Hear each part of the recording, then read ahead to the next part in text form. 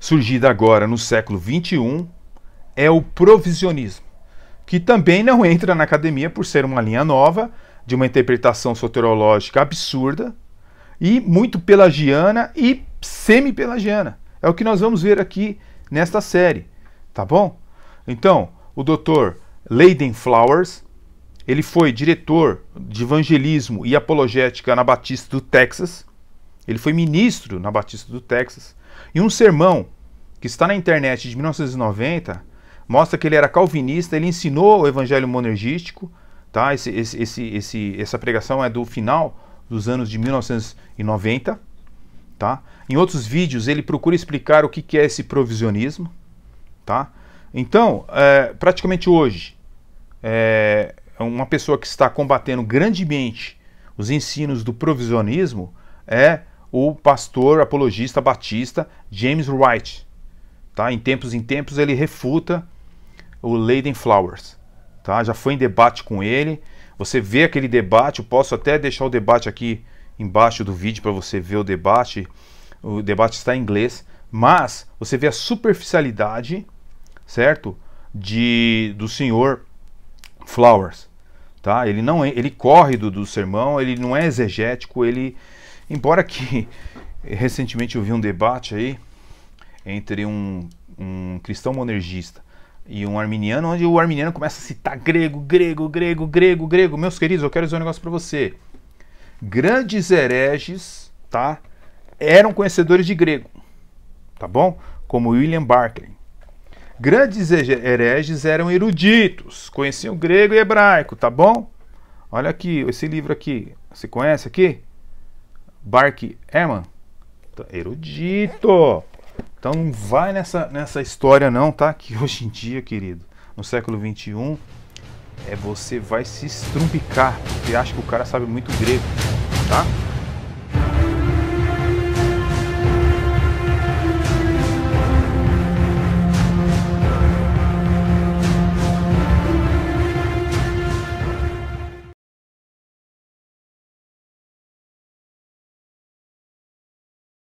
Sem mexer com um ponto, sem... Muito bem, senhores. Então, como eu dizia para vocês, esse ex-ministro batista calvinista Flowers, ele é chamado de Dr. Flowers, ele explica porque ele deixou de ser cristão monergista, acabou com uma nova interpretação soterológica. Provavelmente foi ele que teceu toda esse compêndio dessa vertente provisionista, ou tradicionalista, como é chamado. Entendeu? Provavelmente foi ele um dos autores. Eu ainda não tenho essa informação, mas tudo indica que parece que ele é um dos mentores desse negócio aí. Então é uma tentativa, meus queridos, nada mais o provisionismo ou o tradicionalismo, é uma tentativa de refutar o calvinismo dentro da Convenção Batista do Sul dos Estados Unidos. Então, o Dr. Flowers, juntamente com David Allen, formam uma geração de pessoas que são fruto daquelas pessoas que se autodenominam, não sou nem calvinista nem arminiano. Você já ouviu isso daí, né? É modinha, né? No século XXI, não sou nem calvinista nem arminiano. É bonito falar isso daí, né? Agora o camarada vai falar, sou provisionista. Você entendeu? Assim como no molinismo, o provisionismo é uma vertente do arminianismo, como foi, então, já disse, o teísmo aberto. Os dois citados aí, o David Allen, né, autor deste livro, e o senhor Dr. Flowers, eles são os maiores influenciadores sobre essa tendência que está acontecendo na América nesse exato momento. No dia 18, por exemplo, dia 18 de janeiro agora, de 2023, é que eu comecei a perceber o que era o provisionismo. Porque até então eu achava que esses livros eram arminianos. Entende? Mas aí depois pesquisando e discutindo teologicamente com algumas pessoas em debates, eu percebi que os americanos estão sendo influenciados, os evangélicos, por essa vertente que nada mais é que um pelagianismo, tá? Eu conheço muitos evangélicos na nossa era que costumam dizer o seguinte: olha, eu não tenho fé para ser calvinista. Então o camarada, ele se acha intelectual quando ele fala isso. Outros dizem assim: olha, eu sou biblista. Bonito, né, isso daí? Sou biblista. Eu não sou nem arminiano nem calvinismo. Eu sou biblista. Bacana. Outros reafirmam o seguinte: não sou nem arminiano nem calvinista, eu sou bíblico. Bonito, né? É bonito. É um jogo de omissão, né? É um jogo de omissão. Olha, eu agrado gregos e troianos, fico aqui em cima do muro, né? Não é, senhor Cruvinel? E aí a gente se dá com todo mundo, vai no púlpito de todo mundo, e todo mundo é meu amigo, e eu sou amigo de todo mundo. Entendeu? Então nessa tentativa, nesse sentido de querer apresentar um intelectualismo, de se afirmar ser mais inteligente do que aqueles que discutem essas ideias soterológicas, eles se acham que estão acima. Eu não fico discutindo essas coisinhas de soterologia. Entendeu? Isso aí pra mim é pessoas que não... Entendeu? Não chegou ao meu nível. Entende? Então eles acham uma perda de tempo, se acham acima daqueles que discutem esses assuntos soterológicos. Eles se julgam mais sensatos, intelectualmente mais preparados, pois não discute coisas que eles julgam secundárias. Isso é um paradoxo imenso, porque olha só o século XXI como é que está se destruindo, né? Em todos os sentidos, né? Moralmente, intelectualmente, na física, na biologia, sabe, no intelectualismo, na teologia, sabe? As pessoas não estão escrevendo mais livros grandes, certo? Isso você pode prestar atenção aí. É um ou outro, tá? Agora, o que está acontecendo? Essas pessoas não entendem que a teologia prímax é a soterologia. A causa primária, não é a causa secundária. Entendeu? Ah, mas dentro eu escuto assim, alguns falando assim, mas dentro da soterologia tem pontos secundários. Meu amigo, soterologia ela é toda primária. Todos os pontos dela é primário. Se você mexer com um ponto, você interfere em tudo. É por isso que a igreja romana caiu. A igreja romana caiu justamente por isso. Fica mexendo na soterologia. Mas os crentes modernos, pós-modernos, entendem o seguinte: não, é besteira, isso é ponto secundário. Entendeu? Como ela se desenvolve e tal, isso é ponto secundário. Isso é tudo uma falácia. A gente precisa conhecer as heresias que tratam desse tema da soterologia. Tá? Mas a mentalidade, né, pessoal, desse século é evitar saber que você está errado. E vamos levando a vida. Pensam assim.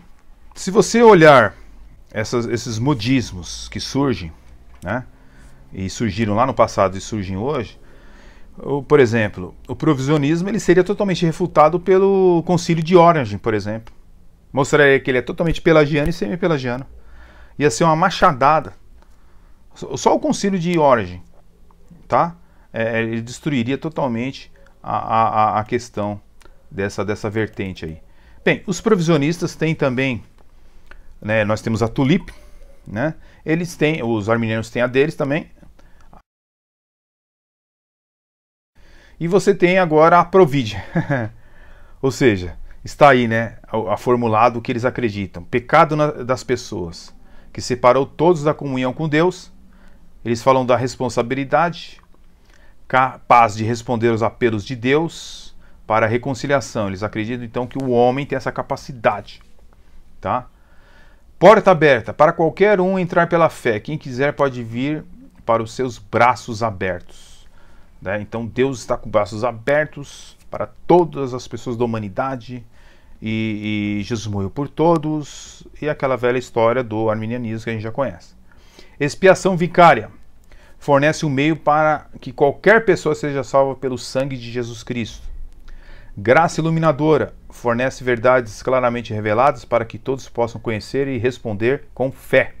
Você responde com fé, ok? É assim que eles acreditam. Destruído por incredulidade e resistência ao Espírito Santo. Você pode ser destruído por incredulidade e por resistência ao Espírito Santo. E a segurança eterna, ela é para todos os verdadeiros crentes. Você está nesse ponto, eles são calvinistas, né? Eles acreditam na segurança eterna. Bem, a teologia deles é totalmente superficial. Por exemplo, vou dar um exemplo para vocês.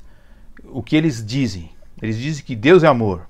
Poxa, mas toda seita diz que Deus é amor. Você conhece alguma seita, fora o satanismo, né, e as seitas esotéricas, dizendo que Deus não é amor?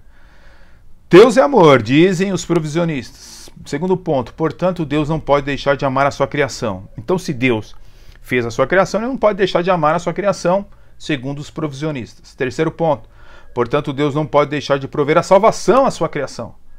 Porque ele ama essas criaturas, então ele não pode deixar de prover a salvação. Quarto ponto. Portanto, Deus deve prover a salvação para todos os humanos.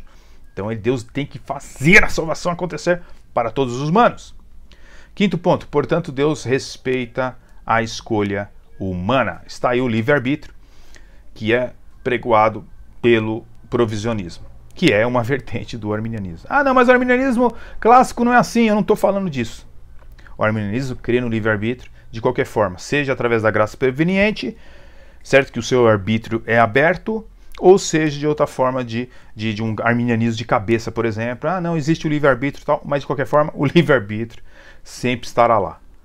O Dr. Flowers, ele fez um livro nos Estados Unidos, tá? Esse aí é o livro, tá? Ele tenta refutar argumentações calvinistas, ele é bem impreciso no seu livro. Segundo as pesquisas que eu fiz, o livro é muito fraco, exegeticamente inclusive, tá? Então, o que acontece é o seguinte, os evangélicos, tanto nos Estados Unidos como aqui no Brasil, eles são fracos teologicamente. Não leem as escrituras, ok? Fica que nem um pintinho, dependendo ali da mamãe colocar ali a comidinha. Ele só vai para a igreja, escuta o que o pastor diz e nada mais. Você entendeu? Então os evangélicos, eles começam a seguir o provisionismo porque eles precisam ler mais a Bíblia e bons livros. Então, se eles lessem a Bíblia e bons livros, eles não passariam para o provisionismo. Mas, o que acontece? Eles seguem esse equívoco, tá?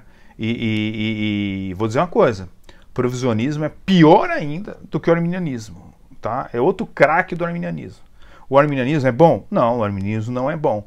Mas tem coisa pior ainda? Tem coisa pior ainda. É só o mundo ficar rodando, irmãos, os séculos, que vai surgindo cada vez mais coisas da cabeça do ser humano. Doutrinas humanísticas. Entendeu? Então, sobre essa questão da responsabilidade, nós vemos lá ali, o segundo ponto, responsável, capaz de responder aos apelos de Deus para a reconciliação. Certo? Então, sobre o termo responsável, um lema arminiano comum é que todos os homens são responsáveis, não é isso? Isto é, capazes de responder aos apelos de Deus por reconciliação, não é isso? Mas se essas pessoas, para essas pessoas, vamos dizer assim, significa responder, significa apenas uma coisa, receber pela fé. Mas isso é convenientemente restritivo, tá? Porque responder sempre significa receber pela fé. Todos os homens, de fato, não podem fazer, ou seja, responder a Deus, né? Eles são capazes, que nem diz o arminianismo, através da graça preveniente? Não. O provisionismo diz que sim. Esse é um dos pontos que separa o arminianismo e o calvinismo. O provisionismo, ele acredita que o homem tem capacidade de responder. É um pelagianismo puro, tá? A maioria dos homens responde com ódio e desprezo ao evangelho, essa que é a verdade. Enquanto alguns respondem com fé em Jesus Cristo e arrependimento. Agora, ambas são respostas, feitas por pessoas responsáveis. Os arminianos agem como se ser responsável significasse capaz de responder com fé. Mas isso é falso, porque a fé é um dom de Deus. Efésios 2, 8 e 9. Ah, não, mas ali está falando de graça. Meu irmão, olha o texto completo, tá? O senhor Dr. Flowers, o mestre do provisionismo, é realmente mais errado ainda do que a teologia arminiana. Ele é mais pelagiano do que imagina.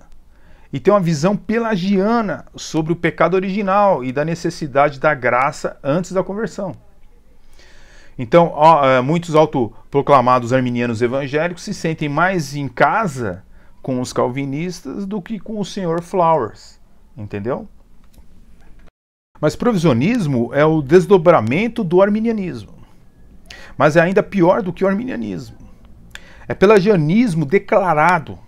Eles negam o pecado original, entendeu? Que eles chamam de culpa original. E dizem que o homem não é acusado de pecado até que ele realmente comece a pecar. Você entende?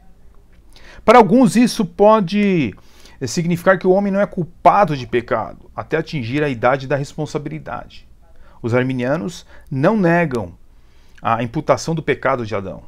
Eles afirmam uma forma de depravação total, embora possam não aceitar as visões calvinistas da imputação. Ok? Os arminianos acreditam que todos recebem graça suficiente através da graça preveniente e serem capazes de crer no Evangelho. Já os provisórios, como são chamados também, os provisórios negam, nessa nova vertente que nós estamos tratando, eles negam que seja necessário uma obra de graça prévia. O saudoso teólogo reformado Sproul disse uma vez que a igreja moderna é realmente mais semi-pelagiana do que arminiana na questão do provisionismo. Se constitui verdadeiramente o pelagianismo em sua raiz. Entendem? Agora, vamos aí a alguns pontos rápidos, né, sobre a questão dos provisórios, né, dos provisionistas. Rejeitam o pecado original. Então esse é o primeiro ponto. Acho que eles rejeitam tão vigorosamente o pecado original porque acreditam que a aceitação dessa doutrina significa que os bebês que morrem na infância são condenados. Eles ensinam que os bebês que morrem na infância estão seguros. Por isso que os provisórios, eles negam o pecado original. Tá? Dirão que o homem herda uma propensão, uma inclinação para o pecado que inevitavelmente o levará a pecar, uma vez que seja capaz de agir moralmente. Um segundo ponto dos provisórios seria a questão da eleição. Eles distorcem totalmente a eleição bíblica, fazem como os arminianos, tá? E como os católicos. Você pega a literatura católica, está lá distorcida, tá? Da mesma forma que os sinergistas, provisórios e arminianos. Tá? Eles negam, porque o ser humano quer negar isso de qualquer forma. Toda seita nega a eleição. Tá? Ela detesta, abomina essa doutrina. Tá? Então como é que os provisórios veem a questão da eleição? Bem, para eles, na verdade, um dos principais livros que eles abordam essa questão, eles definem a eleição como sendo para o serviço e não para a salvação.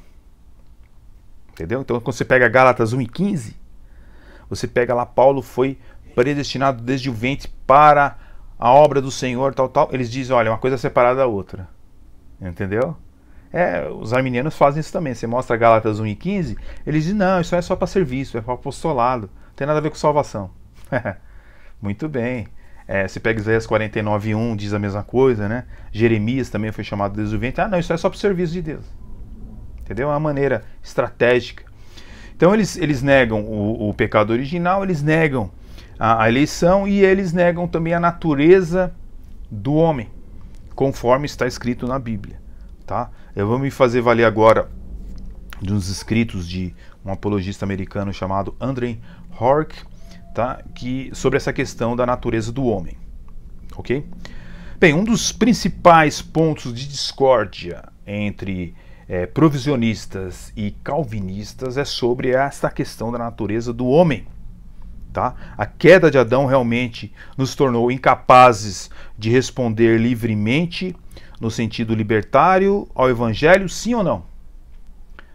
Quando você vê a salada de frutas que é o arminianismo hoje, aqui no Brasil e nos Estados Unidos, você vê, por exemplo, que os pastores, como diz, eu tenho um livro aqui, Arminianismo, Mecânica e Salvação, de Silas Daniel, onde ele diz que hoje a grande parte dos crentes pentecostais são semi-pelagianos. Ele que está dizendo, tá?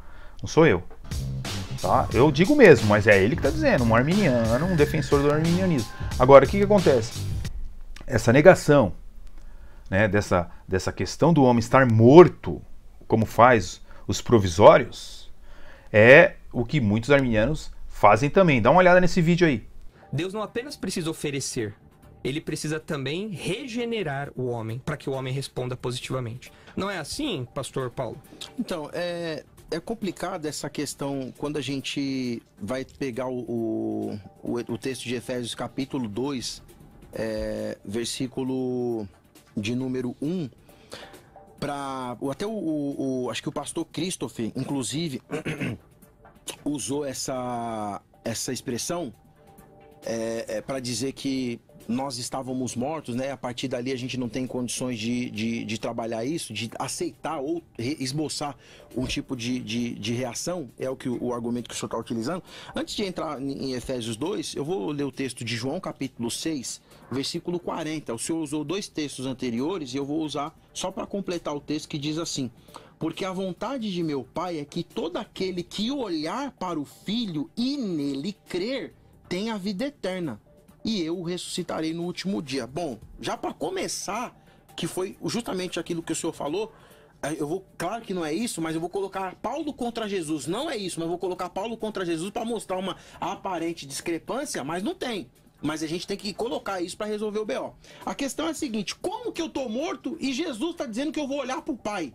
Essa é a primeira questão. E como que eu estou morto? Jesus está dizendo para eu olhar para o Pai e crer nele. Se o morto não esboça a reação, se o morto não tem nenhum tipo de atitude, ou Paulo errou ou Jesus estava errado. Prefiro dizer que nenhum dos dois erraram, trabalhando que Paulo foi inspirado e que Jesus é o mestre dos mestres, que não tem pecado, que é o santo dos santos e tudo mais. Agora, quando a gente vai trabalhar Efésios capítulo 2, que Paulo usa a expressão necros, é um adjetivo, então a gente não está falando de um verbo, a gente não está falando de um substantivo, ele usa um adjetivo. E o que é adjetivar? O que é trabalhar o adjetivo no texto aqui? Primeiro, necros é um adjetivo que vai ser derivado do verbo nikis, que significa um cadáver, alguém morto, alguém que não toma as suas impulsões, que tem as suas funções danificadas. E por que ele usa esse adjetivo? Para qualificar o ser humano ali, que por ele mesmo ele não consegue tomar aquela atitude se Deus não o despertar. E é assim que Deus faz, porque o mesmo Paulo vai dizer: o desejo de Deus é que todos sejam salvos e cheguem ao conhecimento da verdade. Deus, quando envia Jesus, segundo João capítulo 3, versículo 16, é para que todo aquele que nele crendo, vou trabalhar o grego aqui de João 3,16, não é crer não, é crendo, uma ação contínua. Então, se eu não acreditar... Peraí, vamos resolver o problema. Deus mostra a salvação para todos? Sim, João 3,16, e Paulo vai deixar isso claro: o desejo de Deus é que todos sejam salvos. Todos creem? Não, e é justamente por isso que nem todos são salvos. O que Paulo usa a palavra morto? É para tipificar que o homem realmente com o pecado foi totalmente desconfigurado, e só a partir da vinda do Mashiach é que ele tem condições totais de ser transformado, de ser regenerado, de tomar um banho no sangue carmesim de Jesus, e a partir dali viver uma nova vida.